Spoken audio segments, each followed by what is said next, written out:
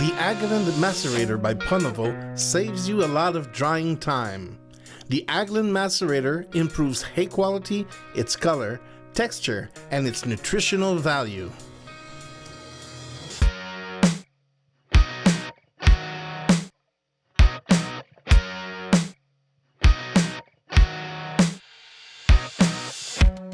Congratulations, you've just received your new macerator. Before putting it into the field, there's a few things I want to go over. For the ease of maintenance, most wear-prone parts can be sourced locally, such as bearings, belts, air cushions, nuts and bolts, etc. It's always a good idea to have spare parts on hand, and it's essential to have the pickup belt as a spare part. For the adjustment, it's not complicated. Here you have the adjustment for the rubber rollers, and here the adjustment for the steel rollers. Presently, the machine is in the transport position. When you get to the field, it'll have to be adjusted for the working position. When the pin is here, it's in the transport position. And to put it into the operating position, you have to change the pin, put the pin in these holes here. You'll also have to adjust the height of the pickup. The adjustment of the pickup is done with this lever here by changing the positions of the pins. A trick for adjusting the height, if you don't have your manual on hand with measurements, you can use the toe of your boot to check for the height of the pickup. When the pickup tooth touches the toe of your boot, it should be at the right height. Then you can lock it into place and you can do your first dry run. In the field, you can use a fine adjustment according to the type of forage you are going to have. This will allow you to space the steel rollers so that it's less aggressive on the plant. Adjustment values in the guide are stated in thousandths of an inch. In the event that you don't have a manual with you in the field, a little trick is to use a sheet of paper to verify the spacing of your rollers. The paper method can be applied on both the metal and the rubber rollers.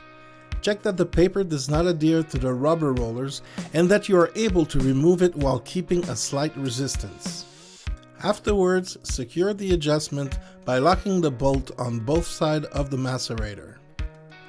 Now do the same thing on the metal rollers. Tighten the rollers, squeezing the sheet of paper just enough so the paper will slide with a slight resistance. You should see marks on the paper without any tears. Once this is done, lock your adjustment and make sure that everything is secured. It's important to carry out a dry test before going to the field. Start your tractor and start the PTO. Make sure that you hear no suspicious noises as the rollers are in movement. Be careful that the rollers do not touch. Since they turn at a different speed, it would greatly accelerate their wear and tear. Bring the rollers together in a maceration mode. If you do hear suspicious sounds, reopen and readjust. Before going to the field, you have to fill your air tank with anywhere from 90 to 110 pounds of pressure. These two knobs here are to adjust the pressure of the two rollers, the four rollers actually, the two rubber rollers and the two steel rollers. And it's very easy. You just turn the knobs to adjust to the tension that you want, and you're ready to go to the field. We suggest that you use a mower of maximum 14 feet and bring the swats to 5 feet 6 inches to maximize the macerator's operation. Today we'll be macerating alfalfa. Alfalfa being a more fragile plant, so we'll have to be increasing the distance between the steel rollers. To increase the space between the two rollers, rotate the handles the same number of turns clockwise on each side of the machine. Then go to the control in front of the macerator. Adjust the pressure to 30 pounds for the rubber rollers and 20 pounds for the steel rollers. At this point, you should do a 50-foot test in the field to verify your adjustments. After the first trial, we'll check underneath the machine to make sure that there's no material left on the ground. and we'll check the alfalfa to make sure that the wax has been removed.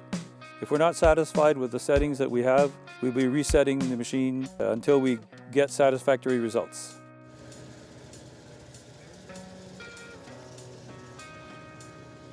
And we check our alfalfa to see if we're satisfied with the texture.